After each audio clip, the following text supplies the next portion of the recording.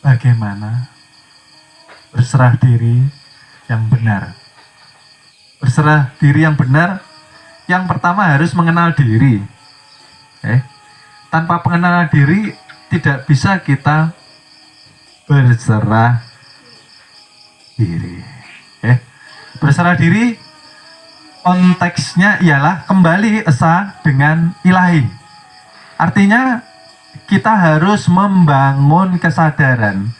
Selama ini banyak dari murid tanpa sadar, kesadarannya belum terbangun, ya.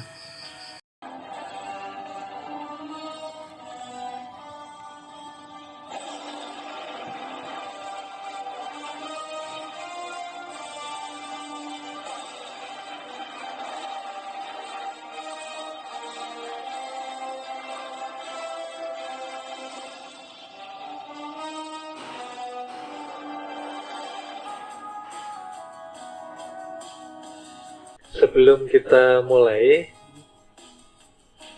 saya terangkan dahulu yang ada di ujung. Penerangan untuk murid. Diberi kotak karena selain murid tidak mendapatkan penerangan. Jadi apabila kita ingin mendapatkan penerangan, haruslah kita menjadi murid dari perguruan kita. Dan di sini ada perguruan ilmu ma'rifatullah. Bahwa perguruan itu adalah tempat untuk berguru, ilmu adalah pemahaman, ma'rifatullah adalah pengenalan diri, dan nantinya akan mengenal Allah Ta'ala. Paham ya? Jadi perguruan kita mengajarkan ilmu kenal diri dan nantinya mengenal Allah Ta'ala. Puncak dari kejayaan hakikatnya ialah berserah diri kembali esa dengan Zat yang Maha Suci. Dan murid di dalam melatih metode ini harus terus banyak bersyukur di setiap hembusan napas kita. Karena selama ini manusia hidup dalam khayalan, tidak pernah menikmati anugerah yang begitu berharga sekali, yang dikatakan daya hidup yang menjelma menjadi napas di setiap hidup manusia. Tidak pernah disyukuri. Oleh sebab itu, ketika manusia mengejar yang namanya bahagia, manusia sekarang teracuni pikirannya oleh doktrin bahwa bahagia itu ketika kita kaya raya. Bahagia itu ketika kita serba kecukupan. Bahagia itu ketika kita mendapatkan pekerjaan yang mapan. Artinya, pekerjaan yang mapan mendatangkan ketenangan hati.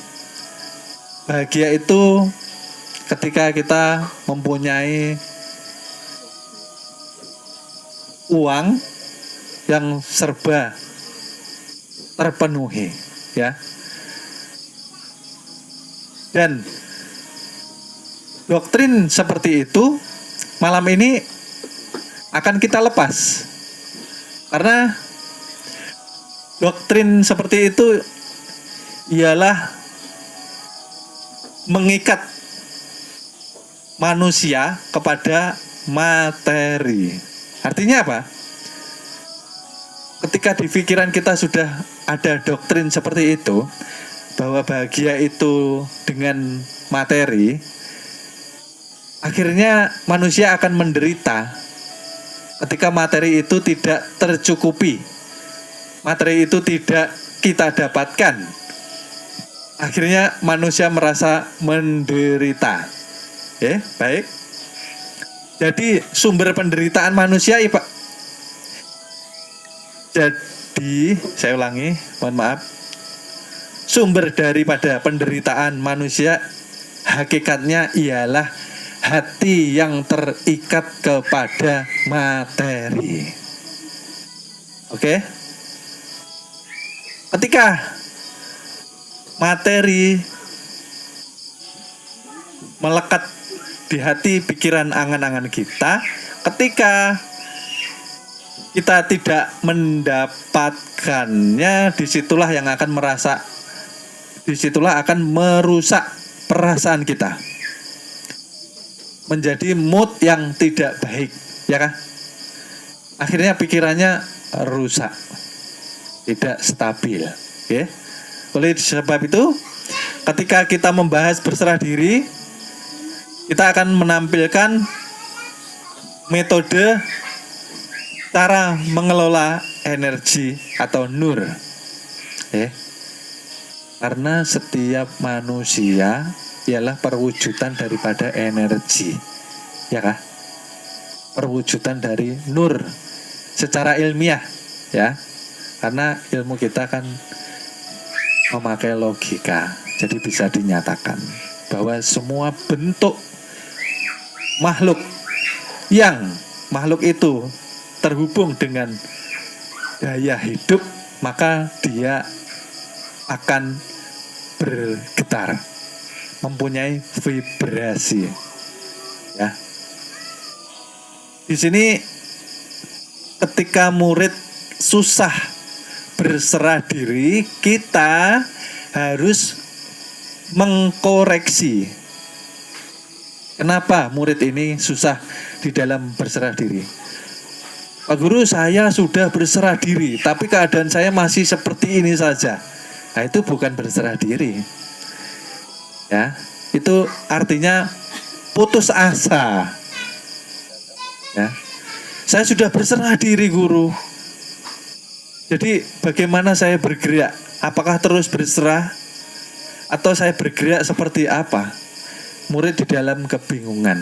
Oleh sebab itu, malam ini kita bedah rumusnya, metodenya, bahwa nur atau cahaya ketika dilahirkan manusia di bumi, nur ini energinya positif. Ya, dikatakan positif, dia power yang membangun.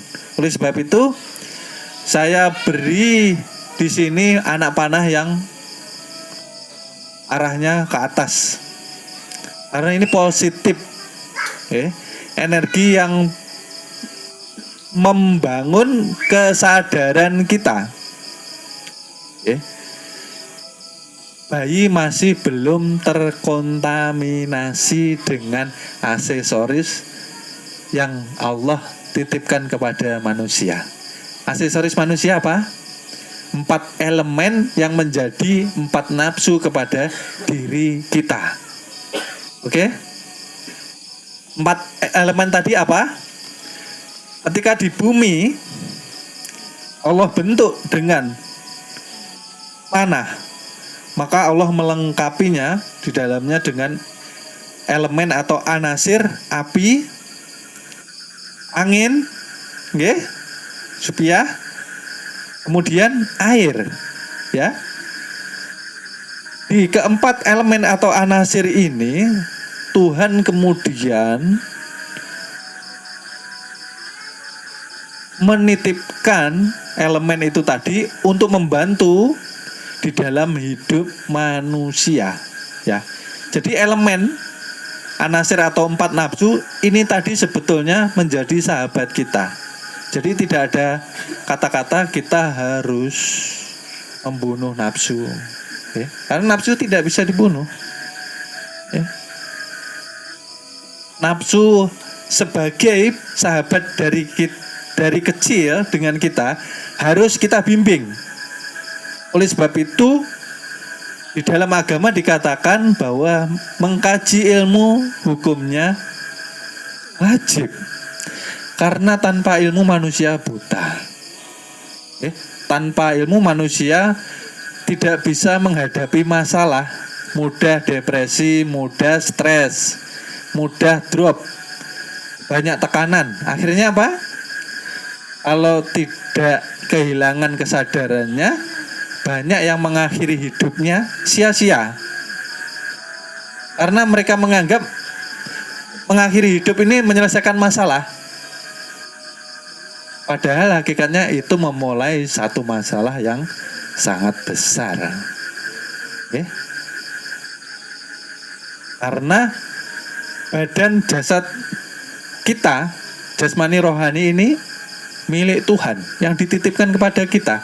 Kita harus menjaganya dengan baik dan benar, dengan ilmu yang sudah Allah turunkan melalui Al-Quran dan sunnah-sunnah Rasulullah Shallallahu Alaihi Wasallam.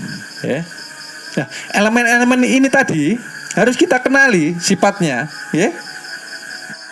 Elemen tanah, sifat yang baik, dia akan selalu memberikan energi positif. Walaupun tanah ini tadi mendapatkan energi yang negatif. Tidak pernah membenci, tidak pernah mendendam. Tanah selalu memberikan energi positif kepada manusia. Itu yang perlu diingat. Tanpa bicara, tanah menumbuhkan berbagai makanan untuk kebutuhan manusia. Ya, baik. Oke. Kita kenali yang baik dulu, ya. Elemen api memberikan manfaat kepada manusia ketika mengolah makanan, ya, menjaga keseimbangan di dalam gunung-gunung, ya, untuk menjaga hawa bumi supaya stabil, supaya manusia tidak kedinginan. Makanya menjadi lava, ya, di dalam bumi. Artinya api selalu memberikan manfaat kepada manusia dan sifatnya api ini adil. Oleh sebab itu api nyalanya selalu ke atas. Ya. Oke, kita kenal lagi. Lalu angin, sifat angin dia selalu berterus terang, transparan, tidak pernah menyembunyikan, segala sesuatu, ya, dan memberikan gerak kepada manusia untuk bebas menghirup. Di dalamnya termasuk oksigen, ya. Yang keempat, mutmainah, ya, bentuk fisiknya ialah air yang memberikan cairan, menjaga kelembapan di dalam tubuh manusia. Ya. Oke, ini yang baik-baik. Ini artinya yang sebelah memberikan kebaikan, yang sebelah harus kita kenali. Ini yang memberikan energi yang negatif, ya. Oke, kita bahas sekarang yang negatif. Al-wamah ini apa? Al-wamah ini sifat manusia yang kesukaannya hanya mementingkan makanan aja. Perut. Nah, di sini perut, ya. Di sini perut. Kalau sudah suka makan, akan melahirkan yang namanya sifat serakah. Sifat serakah itu ingin memiliki, ya, memiliki hak yang terkadang bukan haknya dimakan juga. Ini yang tidak baik, ya. Akhirnya apa menjurusnya? Ke korupsi, makan hak orang. Nah, itu harus kita kenali, ya. Oleh sebab itu murid dikenalkan metode puasa ilmu, mengendalikan segala gerak, kesenangan, kebiasaan, tabiat, nafsu 4 yang tidak baik. Oke, ya. Al-wamah sudah kita kenali, artinya kita sudah merekod nih, ya, di ingatan kita. Lalu elemen anasir amarah. Mohon maaf, akan kami lanjut ke episode berikutnya. Terima kasih. Ngoten. Duwe derajat pangkat, duwe bondo donya, nek uripe adoh karo sing gawe urip, niku sak dalan-dalan kesandung-sandung, kesrimpet-srimpet. Ning arepa uripe kaya kula niki sarwa kekurangan, ning cedhak karo sing gawe jagat. Lakune ya kepenak, ora bakal kesandung, ora bakal kesrimpet. Kuwi mung penemune wong goblok. Penemune wong sing ora ngerti marang ilmu. Sing kandha sapa? Wong sugih, wong duwe derajat kok adoh karo sing gawe urip. Ming gumantung karo gone ngrasake. Ning mesti adoh karo sing gawe urip. Jalaran apa kok iso kaya kandha kaya mangkono? Mergo derajat pangkat niku sing iso micake wong. Bondo donya niku sing iso micake wong wekasan lali panembahe. Contone, mboten sanganggo conto sing kula dumuk. Ning pirang-pirang teng donya niku gumlare menungso. Sing kokean derajat pangkat, kokean bondo donya, wekasan mripate wuta karo sing gawe urip, terus ngawula karo bondo donya. Niku pirang-pirang